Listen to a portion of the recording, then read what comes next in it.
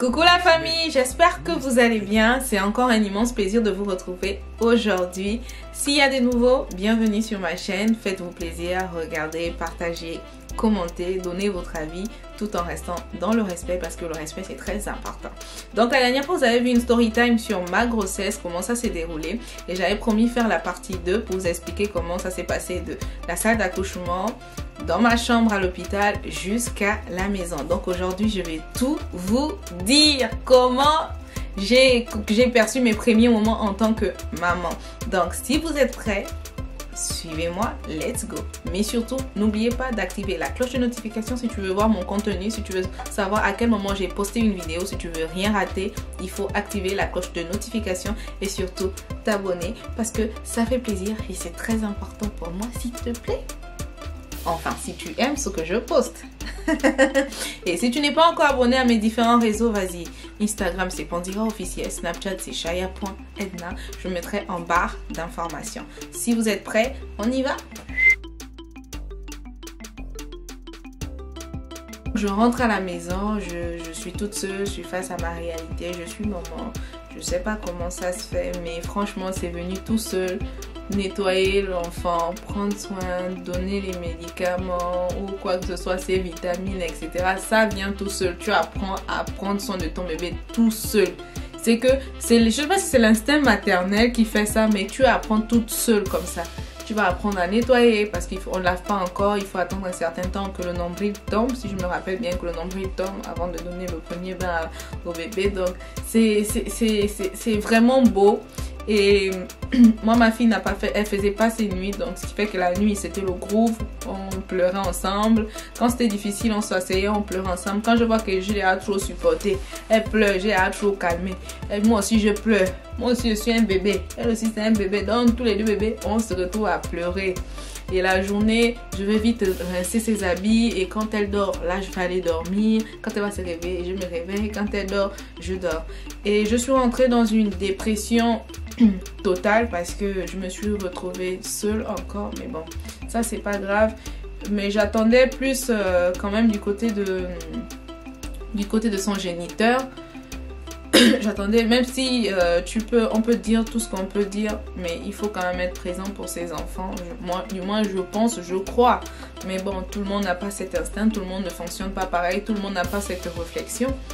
Donc, ma fille tombe malade, elle tombe malade, elle a les coliques. Moi, je connais pas c'est quoi les coliques. Moi, je vois tout de suite que c'est grave parce que elle pleure, elle se tire. Ça me fait mal de la voir comme ça. Je vais voir le pédiatre. Le pédiatre me prescrit un sirop. Sauf que le sirop ne fait rien. Ça ne fait absolument rien. Et j'en parle autour de moi. On me dit non, c'est la feuille du bananier. Non, les parents de son papa me disent non, qu'il faut prendre la feuille du bananier jaune. Tu mets dans son biberon à eau et elle boit. Ok, ça ne fait rien également. Oh non, il y a une écorce qu'on met dans le biberon et quand elle boit, ça va le faire aller au sel. Tous les trucs sales là vont sortir. Je dis ok, mais comme moi, je viens d'accoucher, j'ai les points de suture, j'ai tous mes bobos, je peux pas me déplacer, aller chercher le médicament. Donc je supplie son géniteur, j'ai dit tu peux me ramener Jardin. Oh non, j'emmènerai ça une prochaine fois. J'ai dit qu'à une prochaine fois comment? C'est un nouveau bébé, c'est un nouveau-né. Elle n'a que 2 semaines. Comment ça tu amènes une prochaine fois? On dit que ça va soulager l'enfant. Je veux bien que tu fasses ce que tu fais avec moi, mais pas avec un bébé. Le bébé n'a pas... tous on a eu le goût à cet instant. On a pris plaisir. Mais voilà, l'enfant est là. Minimum, on ne demande pas les millions, je ne sais pas, mais on demande au moins... Fais semblant en fait. Je vous assure que le médicament n'est pas arrivé. J'attends, il est 21h30. Je dis ça peut pas aller, donc je m'habille, je mets une robe, je prends le porte-bébé, je mets mon nouveau-né, je pars à des kilomètres, à 45 minutes où j'habitais pour aller chez sa famille paternelle, pour aller récupérer le médicament. Je reviens, je rentre chez moi, il est 1h. Même dans le taxi me dit mais c'est pas normal de te balader avec un nouveau-né comme ça. Je dis ben j'ai pas le choix.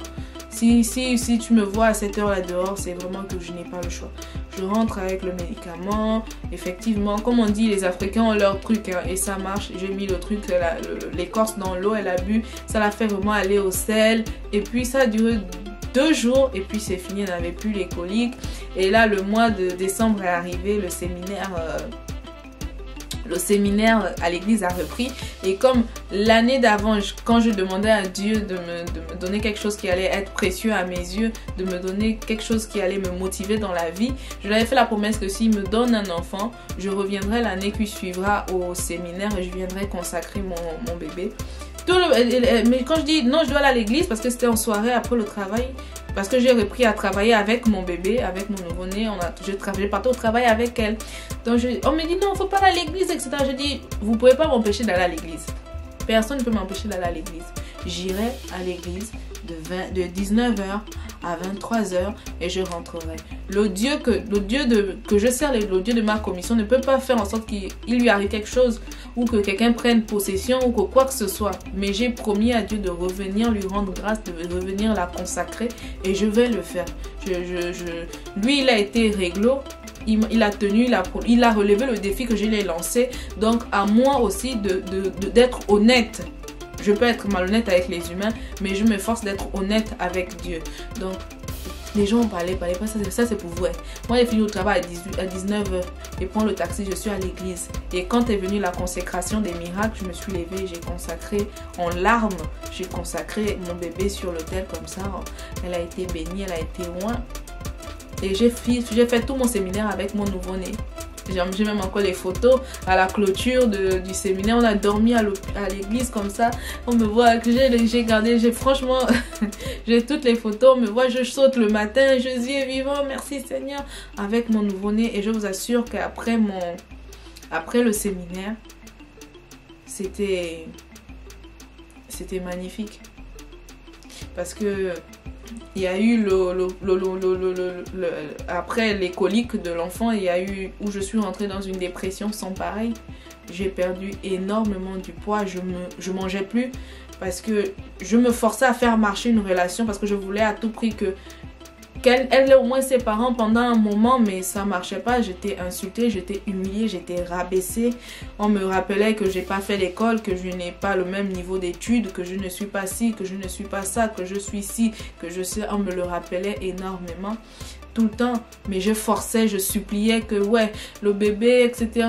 Je veux qu'elle ait ses deux parents, mais j'étais humiliée tout le temps. J'étais insultée par la copine de son papa à l'époque, insultée, humiliée. On me riait au nez.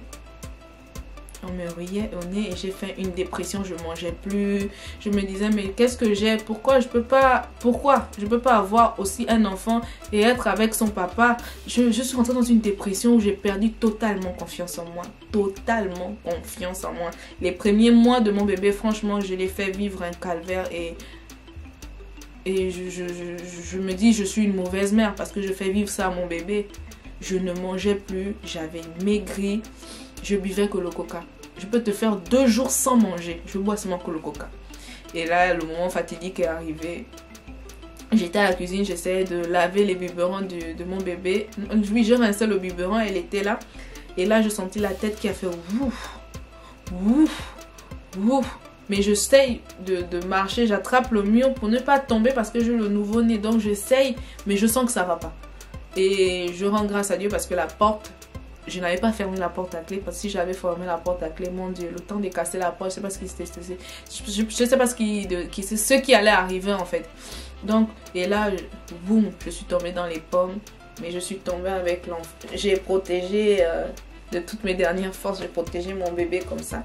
Je suis tombée. La voisine avait fait le bouillon, donc elle me cherchait. Elle entend ma fille pleurer.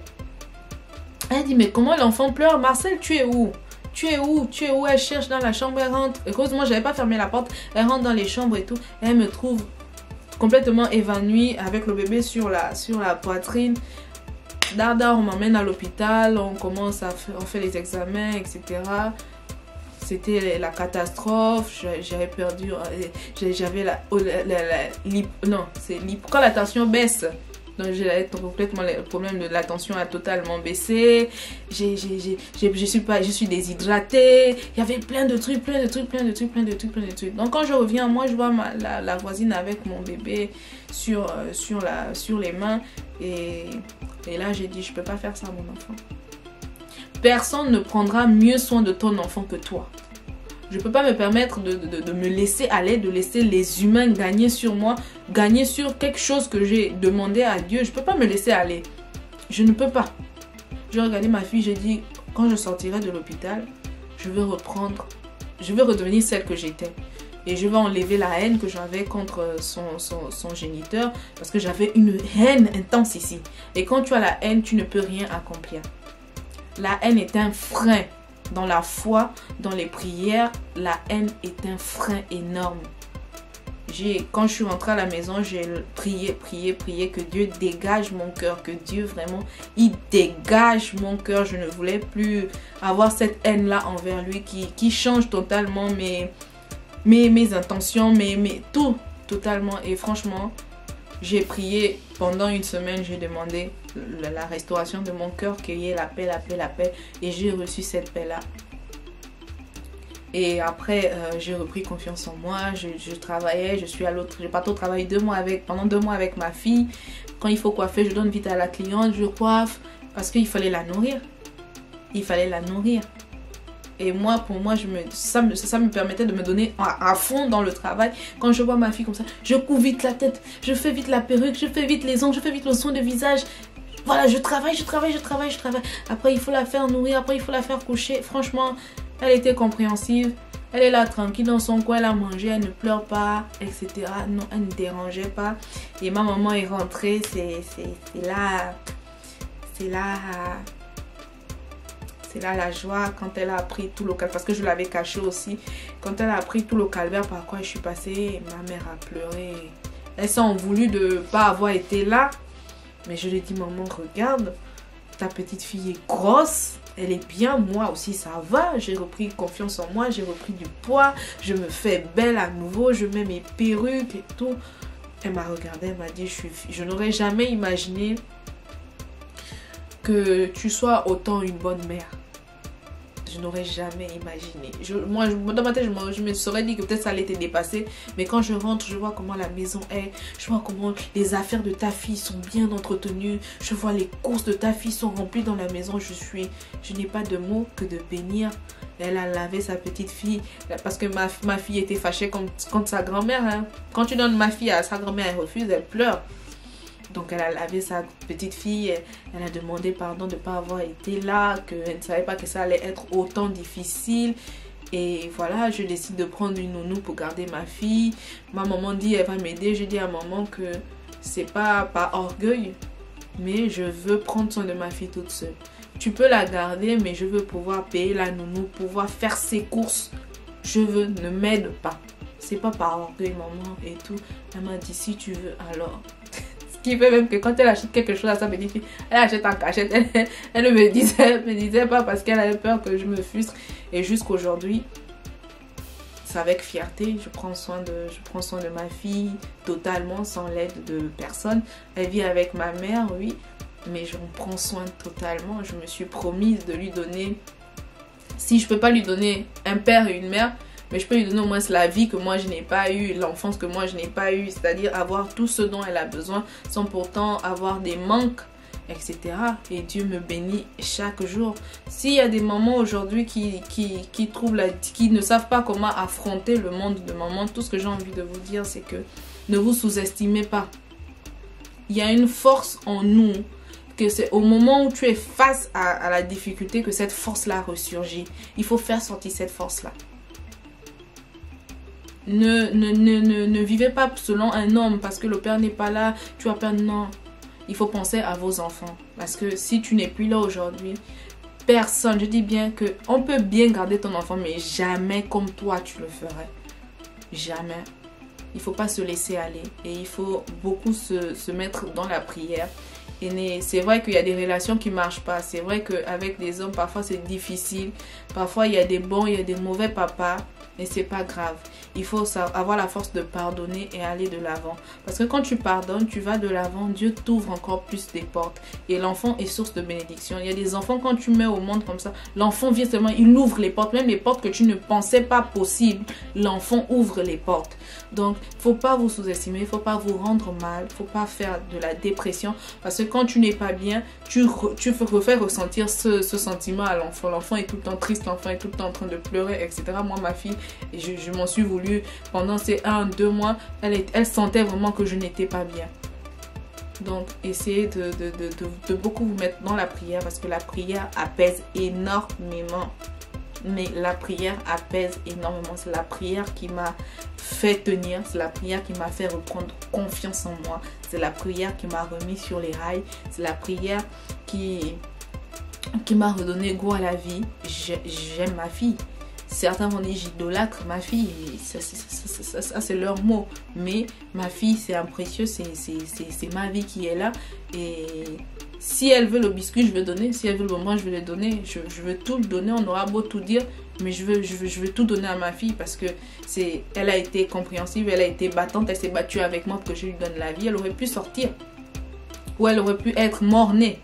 Mais elle a tenu malgré les difficultés. Et même bébé, pendant ma dépression, elle a tenu aussi. Elle aurait pu se laisser aller, mais elle a été forte. Et aujourd'hui, je rends grâce à Dieu. J'ai une petite fille en santé qui est magnifique, qui est avec sa grand-mère. Parce que voilà, les choix de la vie, parfois, il faut faire des choix pour l'avenir de son enfant qui demande peut-être d'être un peu loin et tout. Mais rien n'arrive au hasard. Dieu ne fait jamais rien au hasard. On part toujours peut-être loin, mais c'est pour préparer l'avenir de l'enfant, etc. Ça sert à quoi d'être sur place et de ne pas pouvoir donner la vie qu'elle mérite à ton enfant? Non, je préfère faire le sacrifice de partir, aller chercher, aller arranger le terrain pour elle, que d'être là et de rien lui apporter. Et moi, je fais ce sacrifice. Aujourd'hui, je dis merci à Dieu parce que je prends soin de ma fille et le reste, il fera chaque chose en son temps.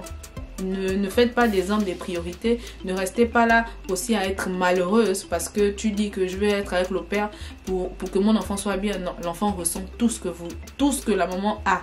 Si ce n'est pas bien, l'enfant le ressent. Donc moi, c'est moi mon conseil. Après, chacun a sa vision, chacun pense comme il veut. Et toutes les femmes qui m'ont écrit, franchement, je like vos messages, je like vos commentaires.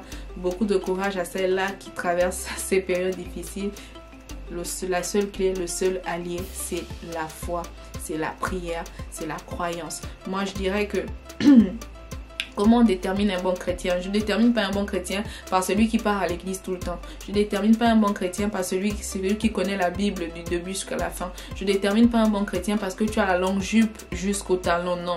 Je détermine un bon chrétien par ces différents mots. C'est-à-dire, un bon chrétien doit pouvoir pardonner.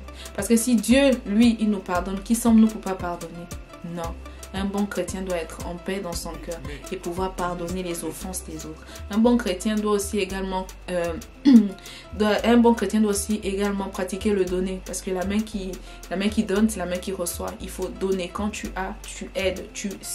Ne aide pas en attendant quelque chose de quelqu'un, non. Parce que tes bénédictions ne viendront jamais des humains. Les humains sont des éternels ingrats. Tes bénédictions viendront de Dieu. Donc quand tu peux, tu donnes, tu aides. Ne juge pas la quantité, mais juge le geste de donner. Un bon chrétien également doit avoir la foi. La foi en tout ce que tu fais. Peu importe, même si c'est minime comme ça, mets la foi que ça va gerber, que la fleur sera... Voilà, mets la foi en tout et pour tout. Ensuite, il y a la croyance. Foi et croyance marchent ensemble.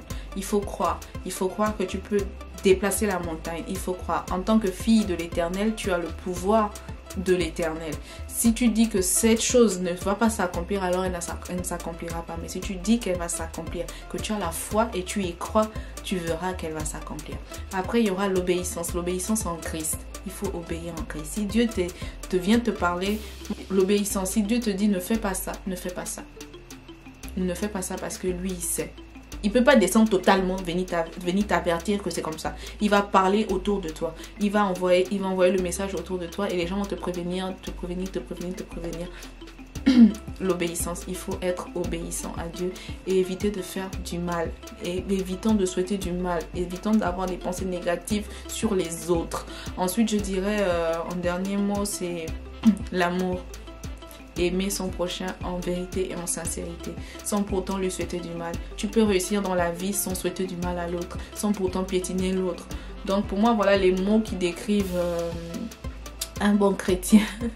L'amour, le pardon, le donner, l'obéissance, la foi et la croyance. Avec ces 6 mots, moi je dirais que quelqu'un est un bon chrétien parce que juger, ça ne me revient pas. juger revient à Dieu. Donc j'espère que vous avez apprécié la deuxième partie. Pour les femmes qui veulent avoir le fruit des entrailles, remettez-vous à Dieu et il saura vous répondre. Du moins je prie pour qu'il vous réponde. Pour celles qui traversent des périodes difficiles, remettez-vous également à Dieu, parce que c'est pas un homme de Dieu qui te guérit, c'est ta foi qui te guérit. Sur ce, je vous souhaite une agréable journée ou une agréable soirée, peu importe où vous êtes. Plein de bisous. Mouah.